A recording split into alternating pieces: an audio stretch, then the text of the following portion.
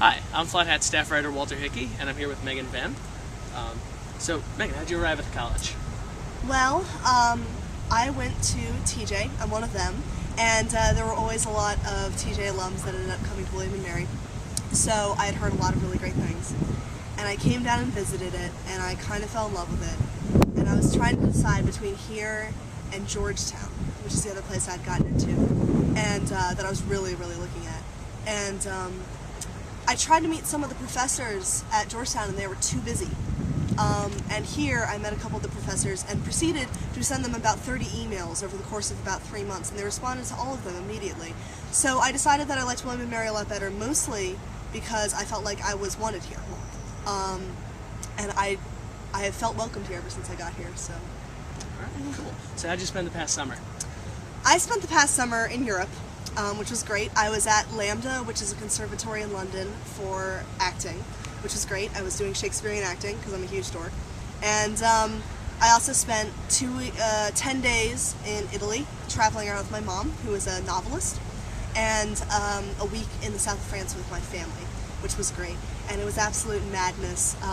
A lot of very intensive acting, but also a lot of really ridiculous things like watching the sunrise on the heath and like accidentally running into the premiere for a movie in Leicester Square and trying to see Arnold Schwarzenegger and God, just a lot of really crazy things, staying out all the time really late, seeing amazing theater. It was a blast. Cool. Now, you've been heavily involved in theater here. You've been Yes. director and actor in Shakespeare in the Dark and a lot of main stage productions. You want to talk about that? Yeah, I do. I have sold my soul to theater, basically, but I love it, and it's what I really love to do, and directing is my big thing, although I've also acted as well, and there have been a couple of shows that I've done here that have really just kind of defined my time here, and there's the big three, I call them, and they were Twelfth Night, which I directed with Shakespeare in the Dark last year, where I just got really lucky. I had a really good cast and really great people, and you know, I didn't have to tell them what to do. It's like they could read my mind, and they were just the funniest people, and the show ended up being 10 times better than I could have possibly imagined, and that was amazing. And the production of All's Well That Ends Well that happened on the main stage my sophomore year that I acted in, which was just great because it was my first main stage as an actor, and I'd been working backstage like literally putting dirt on people's feet for Mother Courage. That was like how I was trying to break into the theater, and then I got this great part with great people, and I got to wear, you know, like a ridiculous 19th century dress and put one of my best guy friends' hands down my skirt. It was ridiculous. It was a lot of fun. And it was a really just phenomenal experience with a great ensemble. And that's kind of how you can tell when a show's been good, is when the ensemble really loves each other like we did. And then I did a production of School for Wives with Dr. Rich Palmer last spring, and I was the assistant director for that, and that was also a main stage show. And Rich Palmer is a god, basically, and it was great to work with him. He's my advisor, and I hadn't really gotten to do a show with him, and he's just this brilliant, crazy, talented person, and being his right-hand person was a lot of fun, and he gave me a lot of responsibility, which was scary but great, and we were also once again blessed with a really great ensemble of actors that just was fantastic to work with. So. Cool. Now, your involvement in theater led to, you're now the president of Alpha Psi Omega. Yes, I am. A very small contingent of crazy theater majors. And you guys did the 24-hour play festival last week. Yeah, we did. The 24-hour play festival, I think I'm kind of amused by, because I seem to get the most attention for that out of all the things I've done here. That is the thing people keep asking me about, because it's nuts. It's nuts. But it's a great fundraiser, and you know, it's just a crazy experience, and the past 2 years I've kind of been the overseer, I guess, the whole thing, but haven't really.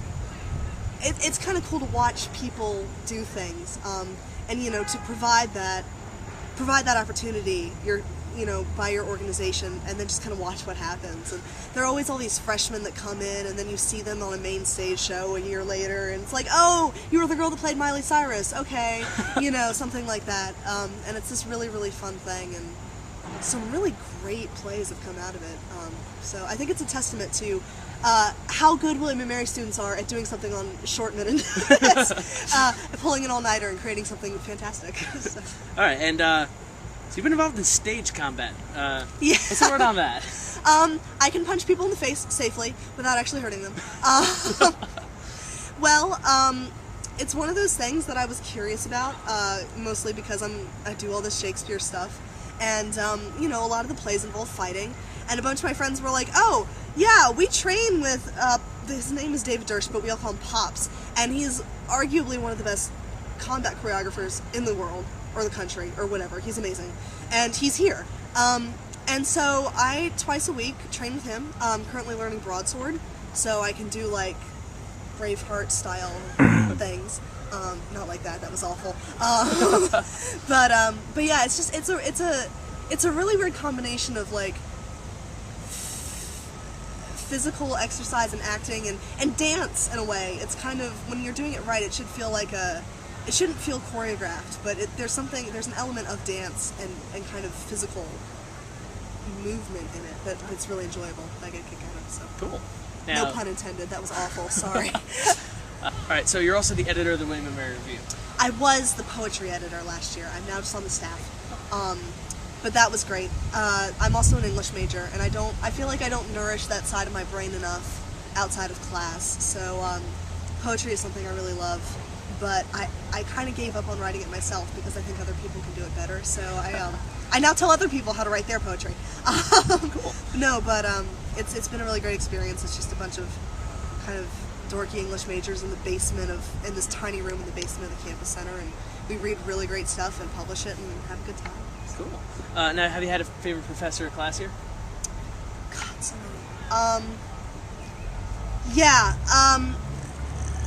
There was my sophomore year. I took a Shakespearean acting class with Christopher Owens, who is a professor in the theater department, and it kind of changed my life. And it was just a really great group of actors, and we all grew a lot as people, and had a really, really great teacher kind of guiding us, and I grew a lot as a human being and got a lot of confidence, and it was just this really kind of like, the last day was really emotional because we didn't want it to be over, and there were a bunch of seniors and they were all leaving, and it was this really unbelievable thing.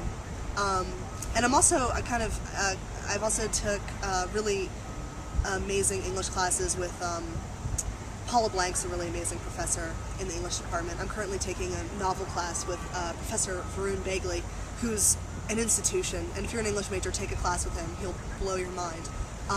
And he'll tell you about things like how Wawa is an extension of capitalism and the bourgeoisie, and how much he hates treadmills and things like that. But he's just brilliant. He's absolutely brilliant. Cool. So. So would you say that you've had a favorite experience with William & Mary? I've had so many, but the one that I kind of tend to use as an example is when Obama was elected. I'm not trying to make a political statement, but this is just a thing. Like, when Obama was elected, I was in a lodge full of seniors. I was a sophomore, and we all just freaked out and like flooded the Sunken Gardens, and there were like 500 other people there because they didn't know what to do.